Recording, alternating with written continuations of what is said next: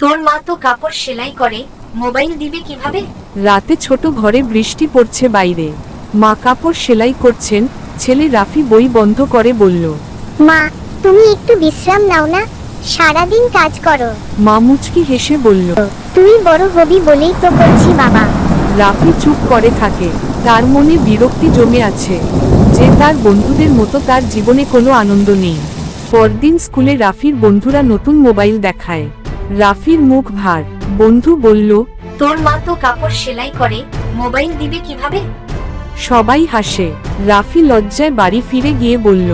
তুমি কবে পর্যন্ত কাপড় সেলাই করে টানাটানি করবে মা? মা স্তব্ধ হয়ে চেয়ে থাকে, কিছু বলল না।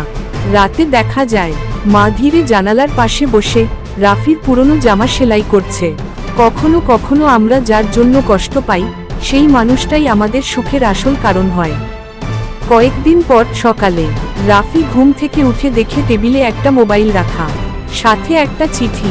আজ হয়তো আমি কাজে যেতে পারবো না, শরীরটা ভালো লাগছে না, কিন্তু আমি জানি তুমি খুশি থাকলেই আমি ভালো থাকবো।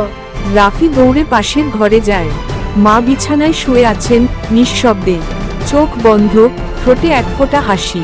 সেই দিন রাফি শিখেছিল, মায়ের ভালোবাসা কখনো দামের জিনিসে মাপে না, ওটা মাপে ত্যাগে, চোখের জলে আর নিঃশব্দ ভালোবাসায়।